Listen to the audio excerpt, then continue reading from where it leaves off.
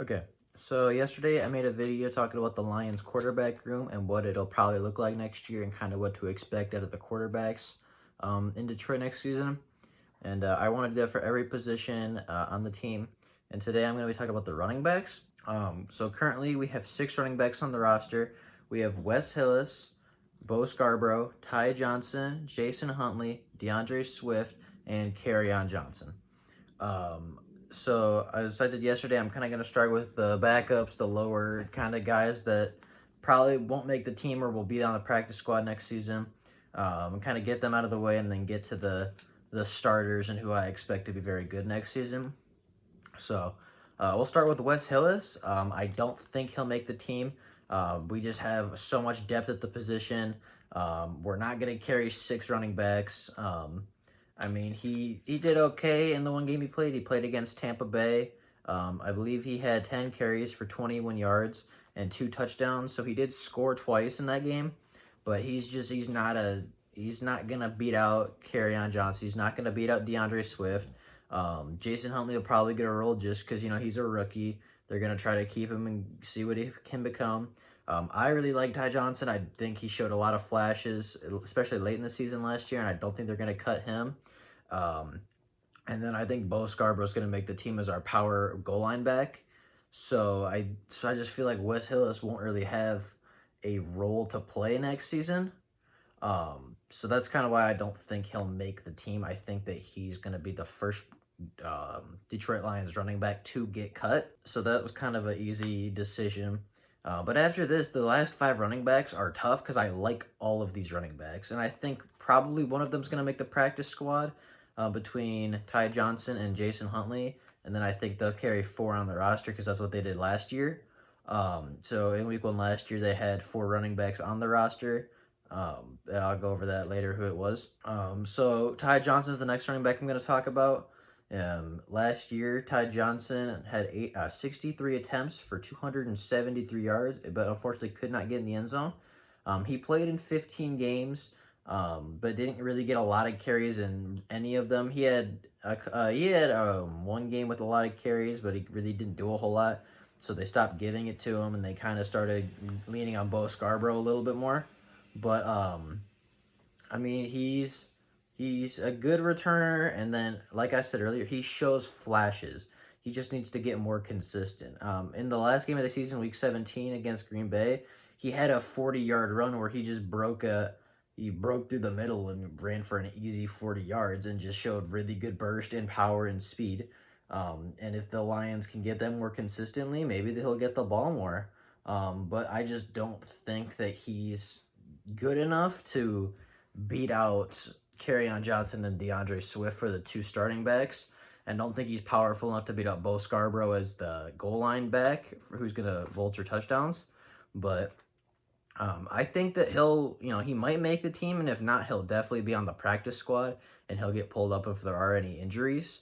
But if he's on the practice squad, I wouldn't be surprised if he got signed somewhere else. I mean, he's a very talented running back. He's very athletically gifted, and he's very explosive. But I mean, we'll see in the preseason if he can beat out Tyler Huntley, but I just think that Tyler Huntley brings more in the receiving and the return game than Ty Johnson does. So I think that kind of pushes Ty Johnson out just a little bit. Speaking of Jason Huntley, he's a rookie this year. We drafted him in the 5th round out of New Mexico State. Last year with New Mexico State, he had 54 attempts, 1,090 yards, and 9 touchdowns. So, I mean, he's a very good running back. He's very explosive. He's very fast. I believe he ran a 4.37, either at the Combine or at his Pro Day. So, I mean, he's a very fast, athletic running back. But not only can he do that, he can also return kicks. In his sophomore and junior season, he had 40 returns, and 5 of those he took for touchdowns. So that's once every 8 returns, he takes it for a touchdown. So if he's our main return, I mean, obviously I know it's in a very, I guess, low competition league. I know that there wasn't a whole lot of competition in the Mountain West, but I mean, I think he could do that at the next level. I think that he has the ability to be a very good kick returner, and I think that if he does start at, our kick returner or punt returner next year. I think he's going to return a couple, and I wouldn't be surprised if, he did. So I think and I was informed that he also can play slot receiver. I mean, he's just so versatile. He can do a lot of things for you, and I think that's why he's going to beat out Todd Johnson in training camp and in the preseason. But I don't think it'll be by a lot. I think it'll be a very tough decision for Matt Patricia and Bob Quinn, and I'll be sad to see either one of them go because I really like both of them. But, I mean, we're just not going to have enough roster spots to hold everybody. I mean, that just is the harsh reality of it, and somebody's going to have to get cut. But moving on, I'm going to talk about, so I have 3 running backs left, and I'm going to talk about Bose Scarborough next. Last year for the Lions, he stepped in when injuries, started piling up. Last year, Bose Scarborough played in 6 games. He had 89 attempts for 377 yards and a touchdown. I mean, he's a good running back. He always falls forward, has great power. He's the biggest running back in our running back room right now. And I think that he's going to have a role next year. I think it's going to be that goal line back. When you're, 5 yards out or less, kind of right on the goal line, I think you put Bose Scarborough in and just give him the ball 2-3 times, and he's going to get in the end zone more than he's not. So I think that he's probably going to vulture some touchdowns from Carryon and DeAndre Swift. Probably going to make some fantasy owners mad, but I mean, honestly, if we're scoring touchdowns, I don't really care about fantasy. I'd rather the Lions win, but I do think that he's going to have that role next year of being a goal line or short yardage back where you need 5 or less yards. Give it to him. He's going to, fall forward for you, get in the end zone, get that first down, keep the chains moving, and, keep the offense on the field or, get them off the field with a touchdown. But I don't think he's going to get a ton of carries next season. I don't think that he's going to be a premier back unless injuries pile up again, which I wouldn't expect them to. Yep, that's kind of Bose Scarborough. And then the last 2 running backs, I expect to have a lot of playing time each. So those 2 running backs are obviously DeAndre Swift and Carryon Johnson. DeAndre Swift is probably not going to start day 1. He might start, but he's not going to be the premier back. I think he'll probably be a 3rd down back. I said this before, but he was the best running back in the draft for a lot of people. I mean, he can catch, he can, run the ball, obviously.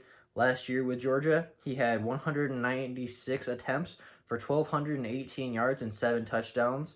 That's in the SEC. That's a very tough division. That's a very tough conference to play in. And he had 1,218 yards and 7 touchdowns. I mean, that is a very good season for anybody in any league, but especially in the SEC, who's arguably the most competitive conference, and definitely the most talented when it comes to defensive line and, defense in general. The SEC is known for just having great defense, and the fact that he could do that at Georgia is just very good for him. I mean, he's a very good running back. He can also catch on 3rd down, so that's why I think he'll be the 3rd down running back. He'll give us more options to kind of, spread out the field. Maybe give him an angle route or something out of the backfield, something quick he can catch, straight upfield, make a couple people miss, and keep the chains moving. I don't think it's really a fact that Carryon Johnson can't catch, but I think everybody saw in the Chargers game where he bobbled the screen all the way into the end zone that he doesn't have the best hands. I mean, he can catch the ball, obviously, but I just think DeAndre Swift is better at that. And then I think if Carryon Johnson were to go down, I think DeAndre Swift would be a very good replacement for him.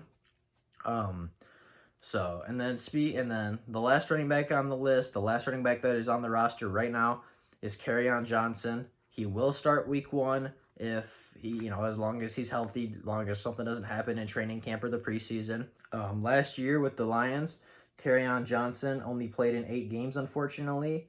But he had 113 attempts, 403 yards, and 3 touchdowns. It was definitely a step back from his rookie season, but, he just couldn't stay on the field. He just couldn't, get anything going, really. And I think, personally, with DeAndre Swift taking a little bit of the load off, I think that I think the running game is going to be better. I think the offensive line is going to get more of a push maybe next season. I think Carryon will have a bounce back season. I think he'll be very good next season. And I also, bold prediction right here, right now, April 30th, 2020, Carryon Johnson will play in all 16 games for the Detroit Lions in the 2020 season. I do believe that that extra load taken off will help him stay healthy for this season, and I think that it'll be a good rotation between him and DeAndre Swift and Bose Scarborough. Those three will be shifting around a lot, and I think that nobody's going to take that much of a beating in the NFL season. I think they're all going to stay relatively healthy because of that constant rotation of them. I do not think, I think it'll be a very running back by committee approach. I don't think that, unless somebody starts having a really, really good season, starts breaking out and going for 100 yards every game, I think it'll be kind of feeding the hot hand. I think it'll be very running back by committee, rotating all the guys around, kind of giving all of them a chance, see who's, doing good that day, who's not doing good on any given day. And so I think that'll help kind of keep the legs fresh and, keep everybody healthy and upright. I don't think we'll have a 1,000-yard rusher this season just because there'll be so much rotation. I just don't think anybody's going to have a chance to get to 1,000 yards, unless there's injuries, obviously, again. As I've been saying, unless, somebody starts having a breakout season or unless everybody else starts going down. I don't think anybody's going to have enough attempts to reach 1,000 yards, but you never know. I think that we have the talent. I just don't think that Darrell Bevell is going to give any running back on the roster necessarily the opportunity to get as many carries as they need to get to 1,000 yards. And,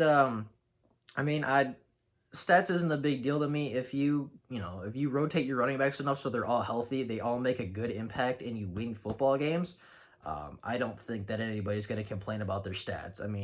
If you make the playoffs, if you have any playoff team, any member of any playoff team, if they had 100 less rushing yards, 100 less receiving yards, a couple less touchdowns, I'm sure they would tell you no. I'm sure they don't care. Winning, is the most important thing in the NFL. And if we can do that, I don't think any running back is, going to mind. I think that, last year, as I said earlier, the Lions had 4 running backs on their roster, week 1 against the Cardinals. And, I don't know how many they're going to carry this year. They have a lot of talent and a lot of depth, so maybe they'll carry 5 this year. But I'm going to assume it's 4 again. So I think the 4 players that make the active roster are Carryon Johnson, DeAndre Swift, Bose Scarborough, and Jason Huntley. I think that Todd Johnson will be put on the practice squad and brought up if anybody is injured. And I think Wes Ellis will just be cut because I don't think that, as I said earlier, I don't think he has the talent to compete with the rest of these guys. So that's kind of, what I'm thinking for the Lions room. I think it's a strength this year. I don't think it's as strong as the quarterback position, but I think that if any position has this level of depth to it, it really can't be a weakness. We have a lot of good running backs, and I think this is the most improved position on the team, at least on paper. We'll obviously see when the season comes around, but just looking at where we improved, who we brought in, I think the running back position is the most improved position, especially on the offensive side of the ball.